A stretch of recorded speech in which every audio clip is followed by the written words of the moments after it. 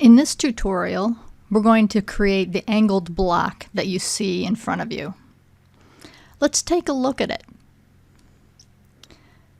So we have a block with a few angled cut surfaces. We have a hole that goes through the object. All right, so let's see how we made this. All right, so let's look at the tree. I'm going to roll back the tree. We're going to start with a block, and then we're going to make some cuts. So we'll make our first cut. And you can see our first cut, the top part isn't angled yet. Then our second cut takes the angle off the top, and our third cut will be the hole. All right, so that's the entire part. Let's start from scratch. So we're going to start a new part.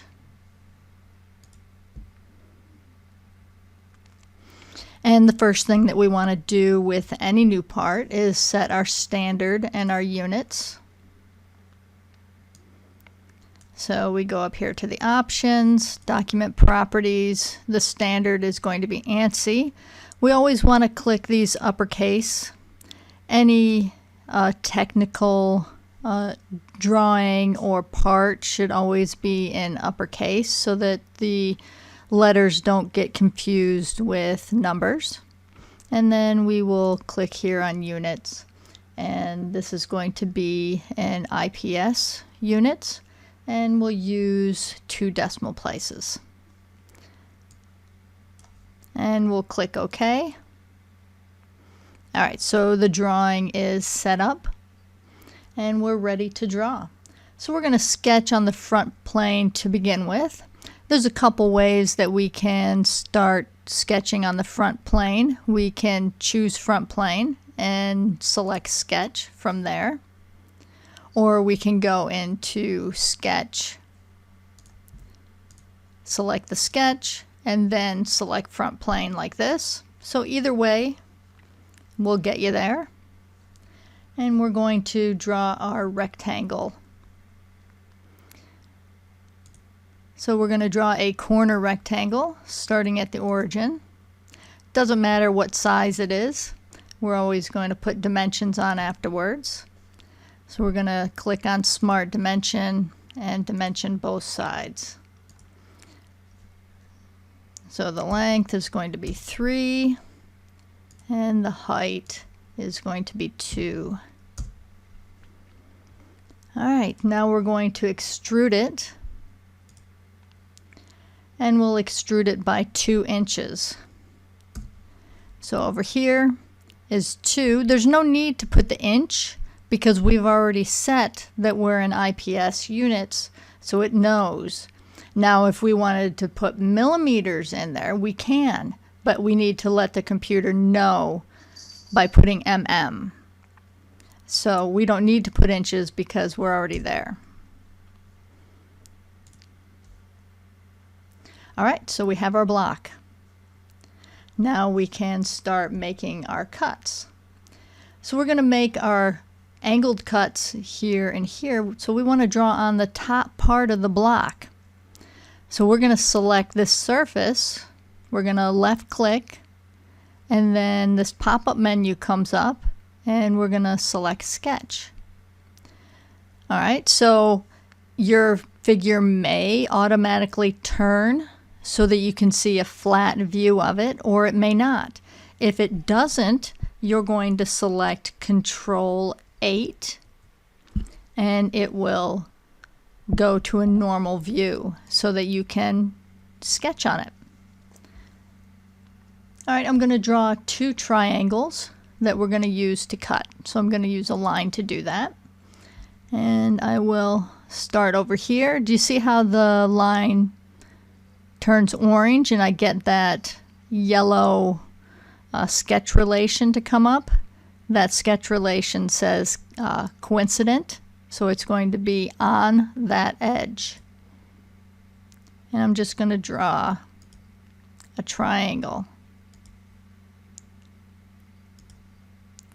There we go. And I'm going to do the same on the other side.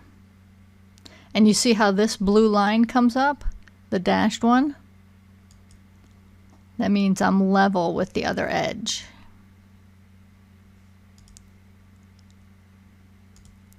All right, I have my two triangles.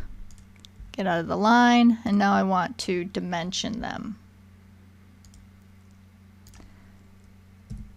So this is 1.5.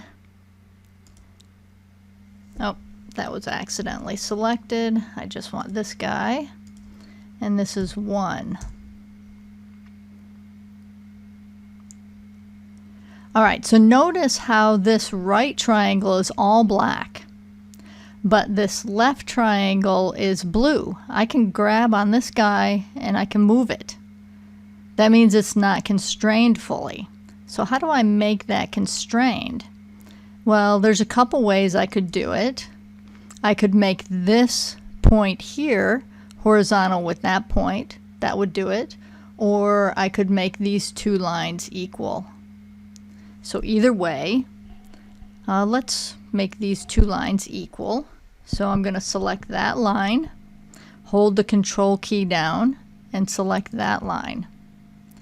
And make them equal. And there we go. So that made those two lines equal, but this line is still blue. If I drag on it, it no longer goes up, but this point can go over. So how do I fix that? Well, I can make these two lines equal. So I'll do that. So I'll select that line and this line and select equal. Now they're both black.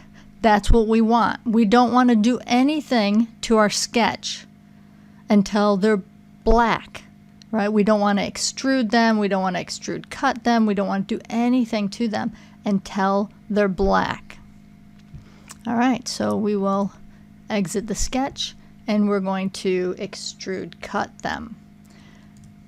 So I'll click that, but we can't see it, right? It didn't automatically rotate. So if your part doesn't automatically rotate, you can use the command Control 7. Oh, I got to click out here. Control 7, and it will give you the isometric view. And what I'm doing to zoom in and out is I'm just taking the wheel on my mouse and rolling it back and forth.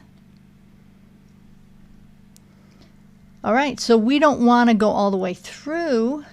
We just want to go into the part by 0.9. So 0.9. There we go. So that's our first cut. All right, now we want to make that angle on the top. All right, so we want to sketch from the side because we want to cut an angle going off this way. So we're going to sketch on this side. So I'm going to do the same thing, click on this side and click the sketch and Control 8.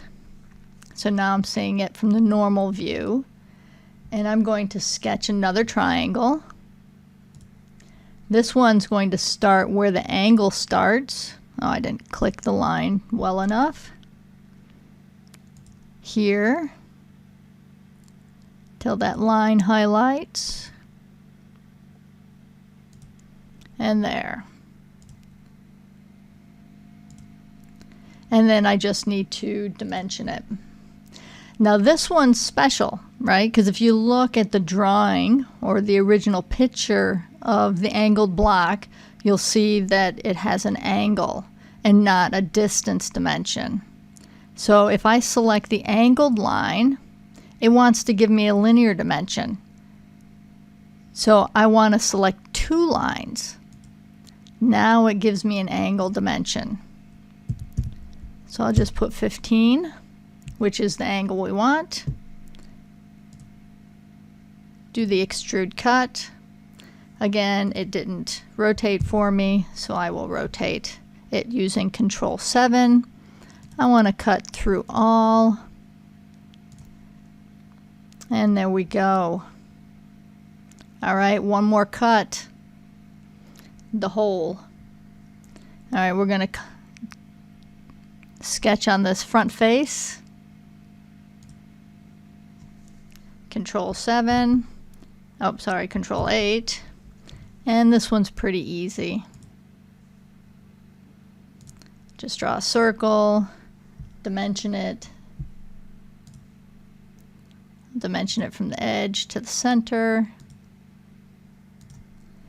1.5 from the bottom to the center. 0.5 and dimension the diameter. 0.5. Cut extrude through all. And there we have it.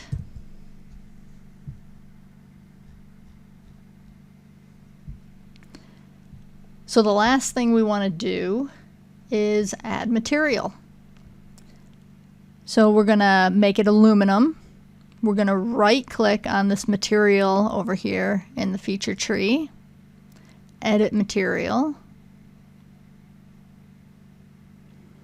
Close up the steel because that's always open by default. Open up the aluminum and make it 1060 alloy. And then we're going to hit apply and close. So now you can see that it's 1060 alloy. All right, now we can evaluate and see the mass properties of it. So even though it says mass here, it is not mass, it's weight, because it gives you pounds, right? So we know pounds is weight, but this is just by default, it says mass. So it's 0.95 pounds. All right, so that is the part, and make sure you save this part. This part will be used in a future tutorial.